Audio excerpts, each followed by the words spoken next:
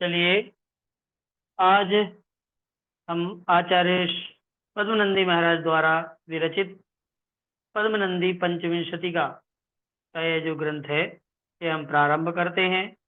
और इसके परिचय में हम लोगों ने पढ़ा था, इसमें 26 अध्याय हैं, या ये कहें 26 विषय हैं, जिन पर आचार्य पद्मनंदी महाराज ने हम सभी श्रावकों के लिए महत्वपूर्ण उपदेश दिया है। तो सबसे पहले कुछ श्लोक जो यहाँ पर मंगलाचरण के रूप में प्रस्तुत हैं, उनमें से जो पहला विषय है, अपना टॉपिक है धर्मोपदेशामृत। इसका जो पहला श्लोक है मंगलाचरण के रूप में है, ये आज हम यहाँ से शुरू करते हैं और ये हमारे लिए बहुत ही उपयोगी है।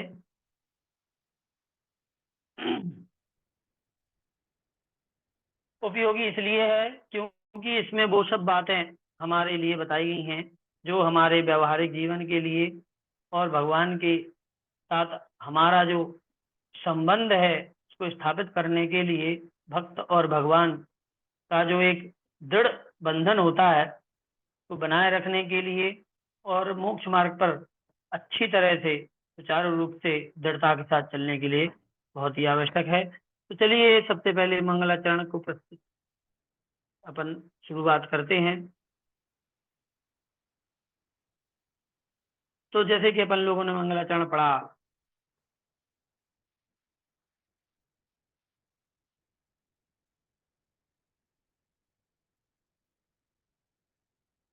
कायोत्सर्गाय तांगो जयति जिनपतिर नाभिसूनुर्महात्मा मध्याह्ने यस्य भास्वा नुपरि परिगतो राजति स्मोग्रमूर्तिः चक्रम धर्मेन्द्रनाना मति बहुदहतो दूरमौदास्यवातत् ऊर्जध्यान वन्ने रुचिरतरः प्रोद्गतो विस्फुलिंगः। क्या कह रहे हैं? पहले हम आप लोगों के लिए इसका भावार्थ बता देते हैं, फिर अर्थ बताते हैं। इसमें सिर्फ इतना कहा गया है, एक बात महत्वपूर्ण तरीके से बताई गई है, वो ये है कि भगवान आदिनाथ ऋषभदेव खड्गासन मुद्रा में विराजमान है, खड्गासन मुद्रा में स्थित हैं। उनके दोनों हाथ अपने घुटनों तक लंबायमान हैं और उन हाथों के माध्यम से वो क्या बताना चाह रहे हैं, इस प्रकार की उत्प्रेक्षा यहाँ पर कविवर के द्वारा, आचार्य के द्वारा कही गई है। इसके अलावा उनके जो ब्रह्मांड का जो सूर्य है, वह सूर्य ऋषभदेव भगवान आदिनाथ के जो आभामंडल है, उस आभामंडल के बाहर से ये जब हम सूर्य को देखते हैं तो सूर्य की स्थिति क्या होती है वो यहाँ पर मुख्य रूप से बताया गया है और उसको बताने से भगवान की महिमा को मंडित किया गया है। तो क्या बताया है ये देखते हैं। देखिए क्या बताया गया है। कहते हैं,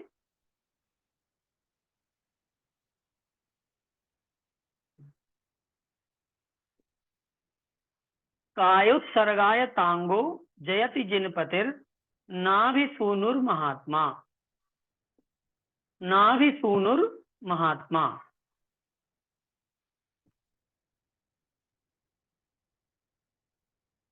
कायोत्सर्ग की मुद्रा में जो भगवान कायोत्सर्ग की मुद्रा में स्थित हैं और जिनके जो हाथ हैं वो नाभिसूनु, यहाँ पे लिखा है जिनपति नाभिसूनु। नाभिसूनु का मतलब नाभिराय के पुत्र, यहाँ से अपन को निकल आया ऋषभदेव। ठीक है, ऋषभदेव महात्मा महान आत्मा, ऐसे ऋषभदेव भगवान आयतांगो अर्थात लंबायमान हाथ जिनके हैं, फैले हुए हाथ जिनके हैं, ऐसे महाराजा नाभिराज के पुत्र ऋषभदेव कायसर्ग मुद्रा में स्थित हैं। और जब वो ऐसे स्थित हैं तो मध्याह्ने यस्य भास्वान उपरि परिगतो राजति। मध्याह्न, मध्याह्न मतलब दोपहर के समय पर जिनके ऊपर, जिन ऋषभदेव भगवान आदिनाथ के ऊपर दोपहर के समय पर परिगतो राजति समग्र मूर्ति चक्रम धर्मेन्द्र नाना मति बहुत बहुदहतो दूर मौदाश्य वात पूर्जत सध्यान बनेरिव रुचिर तरह प्रोद्गतो विस्फुलिंगा। भास्वानुपरि, भास्वानु अर्थात जो सूर्य है, वो सूर्य इस प्रकार से राजती, राजती मतलब सुशोभित हो रहा है जैसे कि दूर औदास्य वातस। औदास्य वातस का मतलब होता है हवा के द्वारा, जो हवा के द्वारा अपन आगे को फूकते, अग्नि को फूकते हैं जब, तो हवा के द्वारा स्फूर्जत मतलब फूके जाने से जो अग्नि प्रज्वलित हुई है, उस अग्नि प्रज्वलित के कारण से उस अग्नि के जो चिनगारी निकलती है, उस चिनगारी के समान सूर्य प्रतिबिंबित हो रहा है। क्या हो रहा है? सूर्य प्रतिबिंबित हो रहा है। और वह यहाँ पर वायु के द्वारा हम अग्नि को प्रज्वलित करते हैं, लेकिन भगवान के लिए यहाँ पर बताया गया है कि उन्होंने तप रूपी और उदासीन और वैराग्य रूपी हवा का सहारा लिया है। क्या का सहारा लिया है?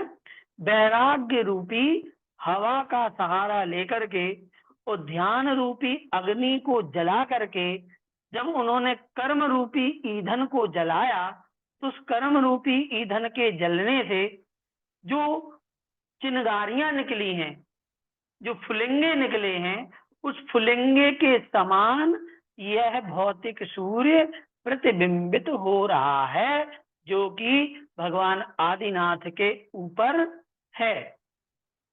अब सूर्य तो ऊपर ही है और भगवान ऋषभदेव धरती पर, पृथ्वी पर है, तो जो ऊपर दिखने वाला जो सूर्य है वो एकदम चिनगारी की, छोटी सी चिनगारी, छोटे से फुलिंगे के समान नजर आ रहा है। ये यहाँ पर मुख्य रूप से बताया गया है। अब आपको समझ में आ जाएगा। मैं आपसे पुनः बोलूंगा कि आपको श्लोक से अर्थ लगाने की चेष्टा बिल्कुल भी नहीं करनी है। क्यों? क्योंकि आप श्लोक से अर्थ लगाएंगे तो जो अपन को समझना है वो छूट जाएगा। और श्लोक का अर्थ लगाना है बहुत कठिन। ये दूसरे श्लोकों की अपेक्षा कठिन रहेंगे। ये काव्यात्मक शैली में लिखे गए श्लोक हैं। ये अलंकारों के साथ इनका अर्थ लगाया जाता है। ये साक्षात अर्थ नहीं लगता है जैसे अपन स्तोपदेश और श्रावकाचार का अर्थ लगा देते थे, उनसे अलग होते हैं ये। इसलिए और इसीलिए आपके विषय में इनके श्लोक से अर्थ लगाना है ही नहीं है। आपको केवल विषय पढ़ना है, समझना है, और छोटे छोटे प्रश्न इसमें से आएंगे, वो अपन को सीख करके आगे बढ़ना है। ठीक है, तो ये पहला मंगलाचरण था, इसलिए हमने इसका पूरा बता दिया। आगे जहां जैसा होगा मैं बताऊंगा। पूरे श्लोकों से अर्थ अपन को नहीं लगाना है, नहीं तो ग्रंथ पूरा नहीं हो पाएगा। ठीक है, एक बार फिर से इसका भावार्थ पढ़ लेते हैं, जो कि नीचे यहाँ पे लिखा गया है। क्या है? देखिए, कायोत्सर्ग के निमित्त से जिनका शरीर लंबायमान हो रहा है। जो पीडीएफ में से, जो पहले पीडीएफ से पिछले दिनों में हम पढ़ा रहे थे आपसे, उससे इसमें थोड़ा अलग लिखा है। लिखा वही है लेकिन लिखने का तरीका बदला हुआ है। क्या है? कायोत्सर्ग के निमित्त से जिनका शरीर लंबायमान हो रहा है, अर्थात जो ऋषभदेव कायोत्सर्ग मुद्रा में खड़े हुए हैं, ऐसे नाभिराय के पुत्र, अर्थात नाभिराय सूनो, हमने बताया था ना, नाभि सूनो, नाभिराय के पुत्र महात्मा आदिनाथ जिनेन्द्र भगवान जयवंत होवे, अर्थात उनकी जय हो। ठीक है, यहाँ पर मंगलाचरण किया गया है और ये नमस्कारात्मक मंगलाचरण कहलाता है। मंगलाचरण के 3 प्रकार होते हैं। ठीक है, नमस्क्रियात्मक मंगलाचरण, वस्तु निर्देशात्मक मंगलाचरण होता है। यहाँ पर नमस्क्रियात्मक मंगलाचरण किया गया है। तो क्या कहा गया है कि कायोत्सर्ग के निमित्त से जिनका शरीर लंबायमान हो रहा है, अर्थात जो स्थित बिल्कुल लंबे शरीर के साथ में बिल्कुल स्थिर खड़े हुए हैं, ऐसे नाभिराय के पुत्र भगवान ऋषभदेव जयवंत हो गए।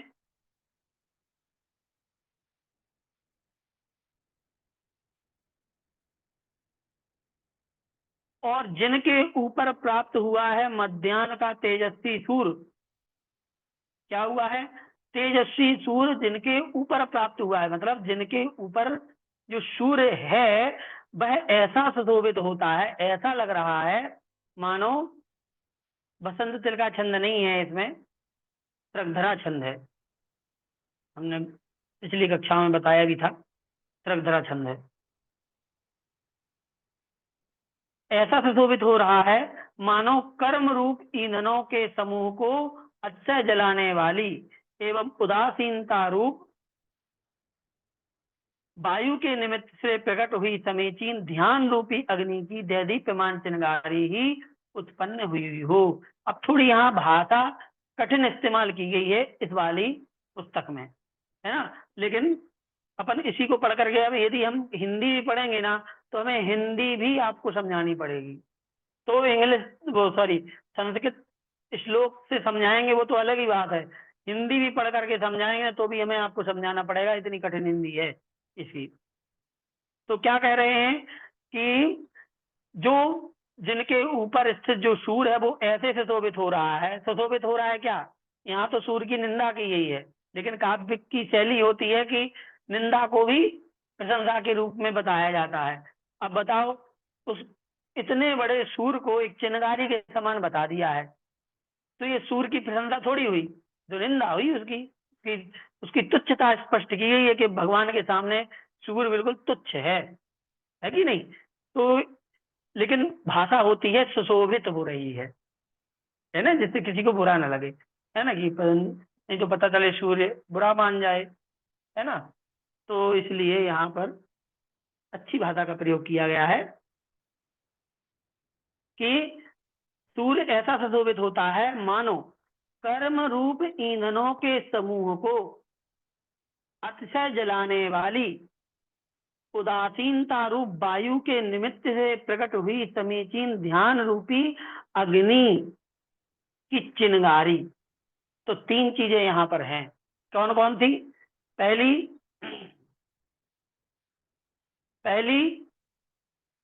अग्नि, तो कौन सी अग्नि है? ध्यान रूपी अग्नि है।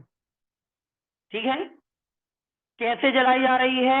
उदासीनता रूप वायु के निमित्त से, अर्थात उदासीनता मतलब वैराग्य, जो बीतराग भाव है, उस बीतराग भाव रूप हवा के द्वारा ध्यान रूपी अग्नि को जलाया जा रहा है। बात समझ में आ रही होगी आप लोगों को? ठीक है, तो ध्यान रूपी अग्नि को वीतरागता रूप या उदासीनता रूप हवा से फूंक फूंक करके या हवा से प्रेरित करके जलाया जा रहा है, और उस अग्नि के माध्यम से कर्म रूपी ईंधन जल रहा है, और ईंधन के जलने से जो चिनगारियां उत्पन्न हो रही हैं, उस चिनगारी के इस फुलिंगे के समान ये सूर्य सुशोभित हो रहा है। अब बताओ, उस चिनगारी के समान सूर्य को बता दिया है, अर्थात भगवान ऋषभदेव या भगवान आदिनाथ के आभा मंडल के आगे सूर्य मात्र तुच्छ फुलिंगे के समान जान पड़ता है, उसका तेज निस्तेज हो जाता है भगवान के तेज के आगे। इस प्रकार से यहाँ पर भक्ति रूप व्याख्या का वर्णन किया गया है। देख लीजिए,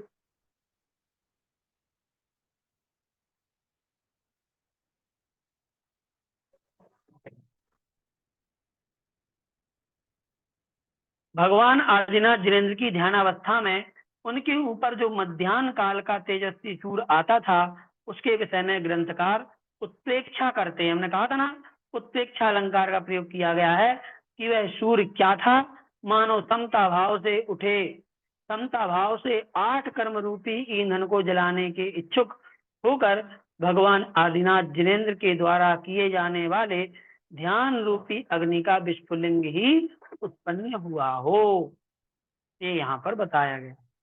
ठीक है, चलिए अब आगे चलते हैं। ये पहले श्लोक, जो पहला मंगलाचरण था, इसमें स्रगधरा छंद का प्रयोग किया गया था। ठीक है, हम शायद आपको बता नहीं पाए इस कक्षा में। यहाँ पर स्रगधरा छंद का प्रयोग किया गया था, और आगे जो छंद है, यहाँ पर छंद बदल दिया गया है।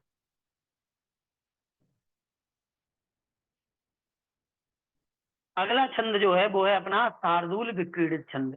ठीक है, शार्दूल विक्रीडित छंद के माध्यम से अगला, ये अभी 2-3 श्लोकों में अभी मंगलाचरण ही चलेगा, तो फिर से भगवान की महिमा का वर्णन करते हुए अगला श्लोक कहते हैं, नो किंचित कर कार्यमस्ति गगना प्रायं न किंचित दृशो दृश्यं यस्य न कर्णयो किमपि श्रोतव्यमाप्यस्ति न।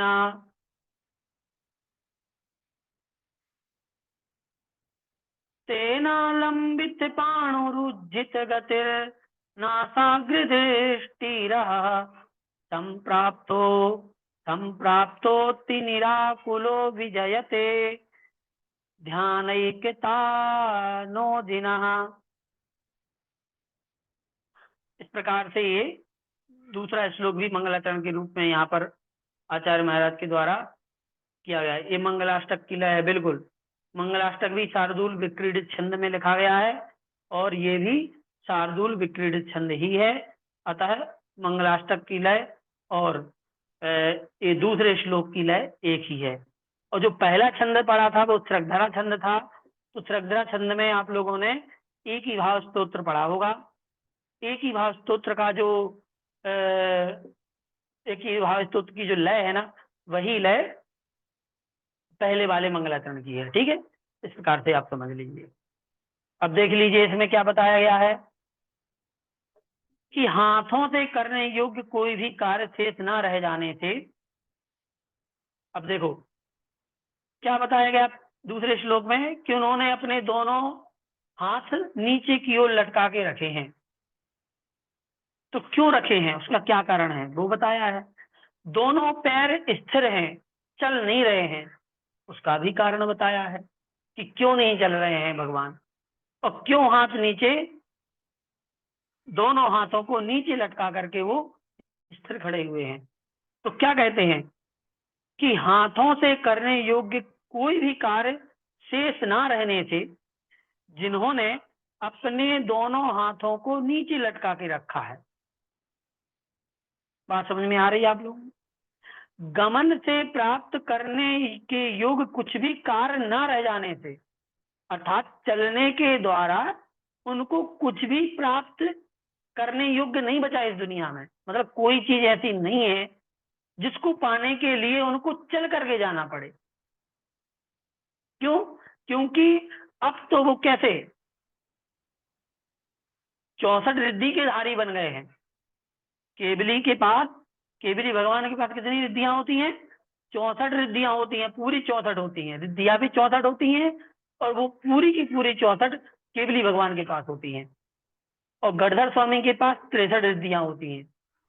केवल ज्ञान जो रिद्धि होती है वह नहीं होती गढ़धर स्वामी के पास, बाकी 63 पूरी होती हैं, और 64वीं जो केवल ज्ञान रिद्धि है वो सहित मिलाकर के 64 केवली भगवान के पास हो जाती हैं। तो वो तो अनंत ज्ञान दर्शन सब कुछ सारी रिद्धियों के धारी हैं।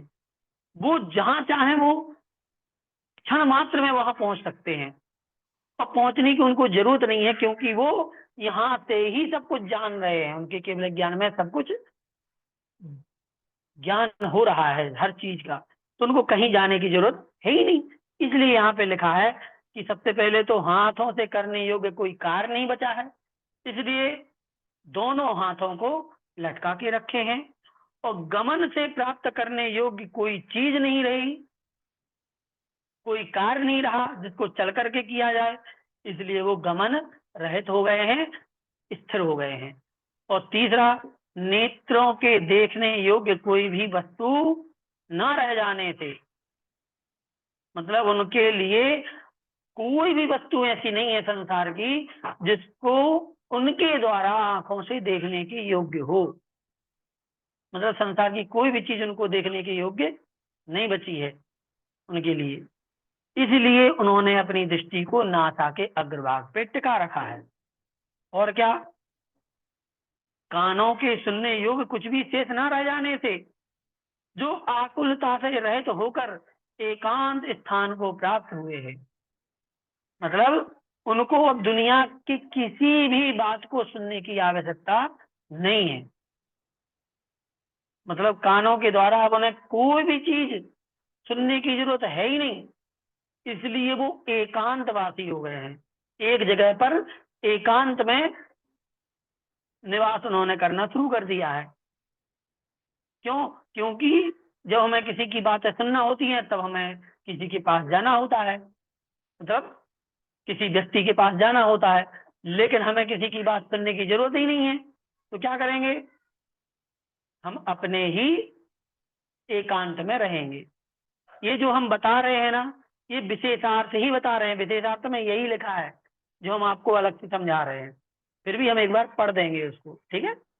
तो जो हम बता रहे हैं उसको आप ध्यान से सुनते जाइए, वही उसका विशेषार्थ है, ठीक है। चाहे तो आप देख लीजिएगा अभी जो बताएंगे। तो चार चीजें यहाँ पर बताई गई हैं कि हाथों से करने योग्य कुछ बचा नहीं है, इसलिए हाथ लटका के रखे हैं।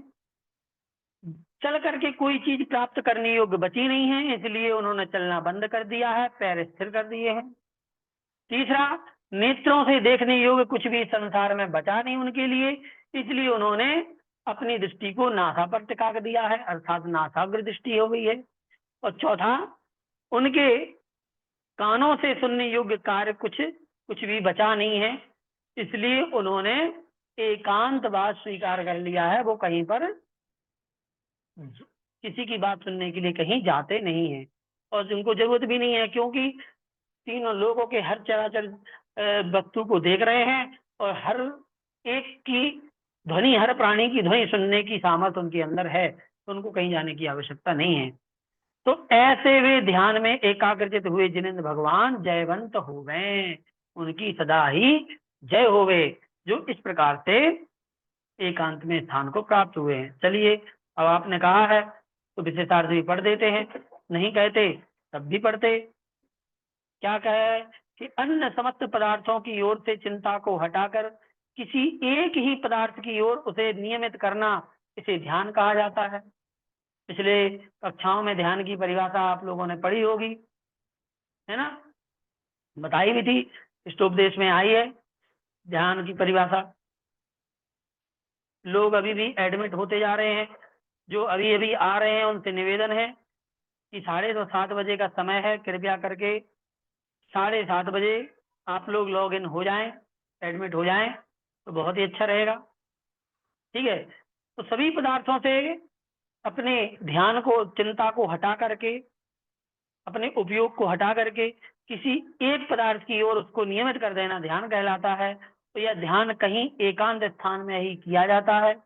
यदि उक्त ध्यान का सर्ग से किया जाता है तो उस अवस्था में दोनों हाथों को नीचे लटकाकर दृष्टि को नासा के ऊपर रखते हुए इस ध्यान की अवस्था को लक्ष्य करके ही यहाँ यह कहा गया है कि उस समय जिनेंद्र भगवान को न हाथों से करने योग्य कुछ कार्य शेष रहा था, न गमन करने से प्राप्त करने योग्य कुछ धनाधिक की अभिलाषा शेष थी, और न कोई भी दृश्य उनके नेत्रों को रुचिकर शेष रहा था, और न कोई गीत आदि भी उनके कानों को मुग्ध करने वाला शेष रहा था। इसलिए वो